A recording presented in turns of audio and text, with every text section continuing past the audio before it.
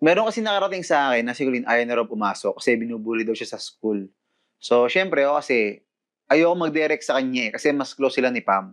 Kaya si Pam muna yung kinausap ko para usapin niya si Colleen. Ay, Saba, ano ba sabi ka na ni Colleen? Nakausap mo ba? Nakakalimutan ko na. Si Colleen nakausap mo na. Regarding sa pagpasok, ano sabi? Ano sinabi? Ano na nga daw ng Oo. pinagalitan ko. Ba't, nabubully daw kasi sa school kaya ayaw mag-aaral. Yun yung amo talaga. Sa lahat ka ng school may bully. Wala kang mas school na walang bully. Kaya pinagalitan ko. Pero okay na. Ha? Okay na, papasok naman na daw. Hindi, nadidepress siya sa mga kaibigan niya.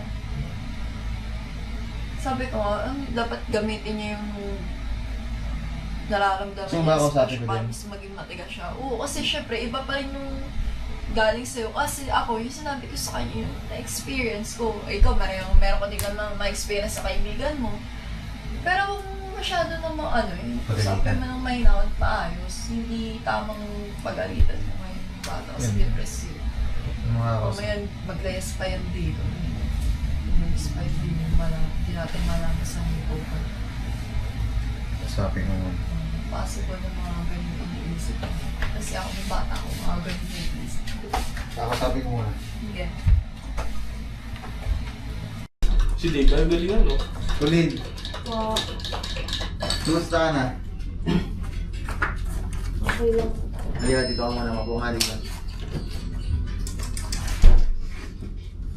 Ano yung nababalitaan kung ikaw gusto mo raw tumigil sa pag-aaral? Ayoko na pong pumasok. Ha? Ayoko na pong pumasok sa school. Kaya nga, bakit nga? Bakit? Anong dahilan? Ay, alam ko na. Bakit? Pasok siya dito, Academy. Bakit? Dito, Bakit ayaw Academy? mo na pasok sa school? Ano nangyayari sa'yo? Wala yung mga kaklase ko, ang dami ko nila sinasabi. Classmate mo, binubuli ka. Alam mo kasi, ganito lang yan. Ano? Mga kaibigan ko. So, hindi mo sila kaibigan. Kasi, pag ang tao, sinaktan ka, meron sinabing hindi maganda sa'yo kapag nakatalikod ka. Hindi mo sila kaibigan. Kasi ang tunay na kaibigan, nakaharap ka o nakatalikod ka, wala kang maririnig na kahit anong masama sa kanila. Hindi ka pulutan. Ang tunay na kaibigan, sasasakay ka sa harap, hindi sa likod. So, hindi rin sagot yung hindi mo pagpasok o pratigin mo sa pag-aaral, hindi sagot yan. Kasi kahit ng school ka magpunta, kahit makalimang transfer ka, makakatagpo ka pa rin ng mga ganyan tao. Kasi sobrang kumagaganto Kung mayroong 100 na tao, ang magiging totoo sa'yo doon, mga isa lang o kaya dalawa. Minsan wala pa. So, kaya ikaw, huwag ka magkikwento ng kung ano sa mga taong hindi mo na makilala. Kasi syempre, baka gawin nila yan sa'yo. O baka yung mga kinagito ko sa ibang tao, yung gamitin nila para ipanlabas sa'yo, para saktan ka. Which is nakikita ko na ginagawa nila.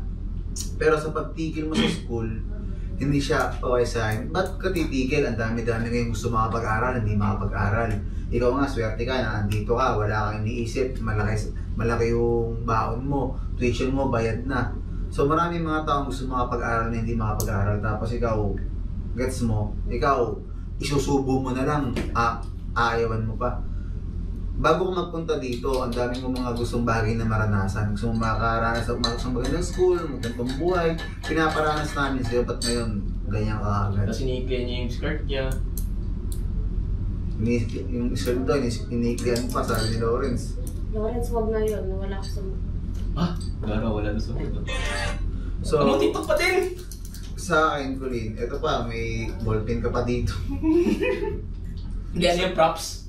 Hindi Sa yung akin, pang-study. Colleen, hindi sapat na dahilan yung hindi ka napapasok para doon. Marami ka pang mararanasan sa buhay, maniwala ka, walang-wala pa yan. Marami ka pang disappointment, marami ka pang mga kaibigan na mawawala at manlalaga sa'yo. Habang tumatanda ka, uunti yung mga kaibigan mo. Habang nagkakaroon ka ng pangarap, doon mo makikita yung mga taong totoo sa'yo. Hindi lahat na nakakasama mo ngayon ay totoo. Ako, isipin mo ako ngayon, dati ang dami-dami kong kaibigan. Nawala na lahat. Dati, kaibigan, 100, 50, tropa-tropa. Mga tropa kasi, kaya lang yung sinasabi sa kaibigan ko, kasi hindi ako tropa. Kasi ang tropa kasi, kasama mo yan sa saya. Pero iiwan ka nan sa problema o pag gusto mo na seryoso sa buhay. Ang kaibigan naman, minsan hindi mo yan lagi kasama sa saya, pero andyan yan sa'yo sa mga downfalls mo. Para sa akin talaga, ganyan sa stage ni Colleen, ayan talaga yung mga tao maraming bully. Kasi mga inggit. Kumbaga, syempre, mga bata pa, parang hindi pa sila mulat kung ano ba talaga yung buhay. Parang gusto lang nila is pag nainggit sila, sisiraan nila, ganito, ganito, ganun, ganun. So, kasi napagdaanan ko na yan eh. Kasi para sa akin talaga, ang tunay na kaibigan kasi, hindi kasi siraanan, mapaharap or mapalikod. Kahit dati napakadami kong kaibigan, pero ngayon nagmatter na lang yung kaibigan ko dahil dyan. Kasi para sa akin kasi, kunwari, meron ka na-achieve na isang bagay.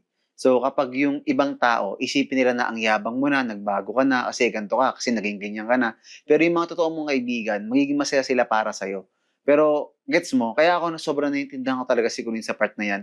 And Kulin, hindi yan dahilan para hindi ka pumasok. Kasi una sa lahat, ang mahal ng tuition mo at ang laki ng baon mo. So, wag mong sayangin yung pagkakataon na merong tao nagpapaaral sa'yo. Kasi hindi lahat ng tao is nakakapag-aral at hindi lahat ng tao nakapag-aral. So, i-treasure mo yung mga taong gusto kang makatapos sa pag-aaral at gusto magkaroon ka ng diploma. So, gets mo? So, sana ako din hindi yan maging hadlang yung mga nangyayari sa iyo para tumigil ka sa pag-aaral.